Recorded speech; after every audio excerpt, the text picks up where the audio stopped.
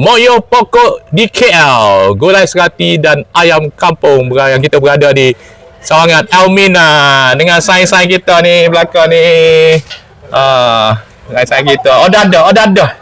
Demo ni order ada ya. Kita nak pergi tengok bos dia. Kita tengok ni, mana bos dia? Ada ramah ni, kedai ni. Boy saya kita, apa khabar? Sihat? Tengok tu, menu super dulu lah. Super dulu. Cuma kita adalah buat penambahan tengah hari. Tengok akak ni, owner. Apa khabar kak? Baik. Selesa sini ni? Sini saya sangat. Cuaca panas-panas ada ekor. Kita nak gini. Kita nak angkat darjah nasi laut tu makan dalam ekor.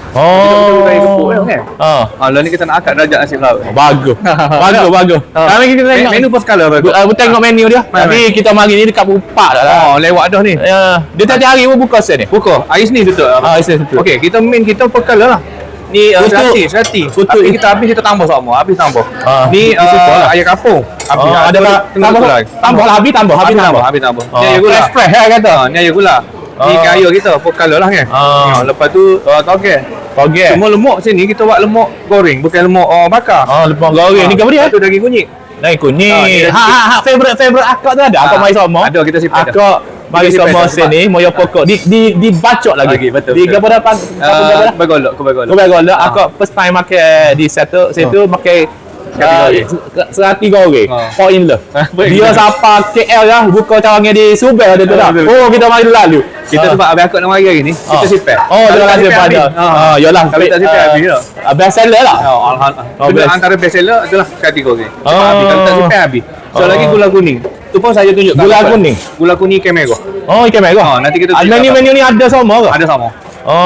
Kita sini kita ada sama. Lepas tu kecil. Tapi kita simpan ikut kabar akak. Jadi lebih kepada nasi belauk lah sini. Nasi belauk. Ya, mata dulu lah. Nasi belauk makan dalam ekor.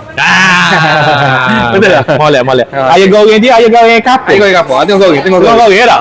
Tengok ni. Tapi seronok tengok sini. Ramai. Berapa bulan dah buka ni? Baru sebulan bakal. Baru sebulan. Ni Elmina dah. Elmina Temudo. Dia Temu dua tu dia. Temudo nama tepat. Tapi tak apa, aku akan buh alamat sini, telefon nombor sini Elmina. Lepas tu di cawangan di dia ada banyak cawangan. Cawangan di Masjid Negara tu bila masih lah. Cuma sana dia weekdays je. Maksudnya Isnin sampai Jumaat. Sabtu Ahad kita cuti. Malah aku tak ada hal situ sebab iyalah Saturday Sunday ada masa. Sunday sama family mari kau ni crowd ramai. Ya. Tapi seronok lah ni lepas pada makan lunch ni. Lunch time habis dah ni. Habis ramai lagi ni.